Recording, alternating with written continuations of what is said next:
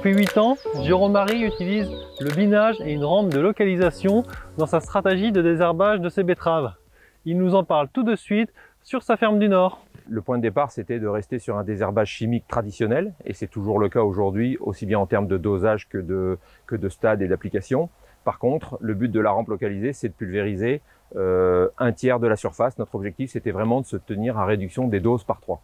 On pulvérise en théorie 15 cm sur le rang, et sur l'interrang, forcément, c'est du désherbage mécanique avec du binage. La stratégie a évolué avec le temps et avec les différentes situations que tu as pu rencontrer. Tout à fait, parce que le point de départ de la rampe, les choses étaient assez théoriques. C'était on divise par 3, donc on pulvérise 15 cm au sol, et il y en a 30 qui ne sont pas pulvérisés.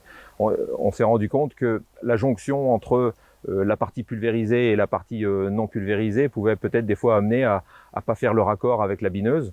Et donc, une des premières évolutions, ça a été de pulvériser un peu plus large, mais tout en gardant le tiers de dose. On a une bonne efficacité parce qu'on pulvérise à 25 cm du sol, et donc en fait on a moins de perdition. Et donc moi je divise les doses par 3, mais je pulvérise plutôt 18 cm que 15 cm pour bien faire la jonction avec le binage. Donc ça, c'est une des évolutions. Et la deuxième évolution, c'est sur le binage.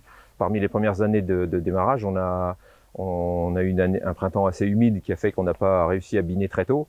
On a été un peu débordé par les kénopodes qui avaient lignifié, qui étaient trop grands et qu'on n'a pas récupéré. Donc aujourd'hui, de tous ces enseignements-là, on passe le premier coup de binage très tôt. L'ITB conseille d'avoir 4 feuilles de la betterave pour pouvoir biner, pour des régions de fragilité. Donc ça nous est arrivé des fois de passer, mais vraiment à ce stade-là, voire plus précocement, en allant tout doucement, c'est sûr. On baisse la vitesse d'avancement, mais parce que si on a les conditions de sol qui sont propices, on arrive à faire presque 90% du désherbage de l'interrang en détruisant les adventices qui sont en stade de filament blanc, quoi. Sur la partie économique, forcément, le binage, ça a un coût. L'idée, c'était au départ de réussir à compenser ce surcoût par l'économie de produits phyto. Et donc aujourd'hui, les calculs ont été faits. On serait légèrement positif. L'idée, c'est pas de faire des économies, mais au moins qu'on soit à bilan équivalent.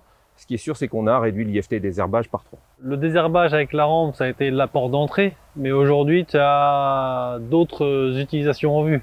Ce qui est arrivé l'année dernière, c'est la partie insecticide avec la problématique puceron, avec des semences qui n'étaient plus traitées NNI.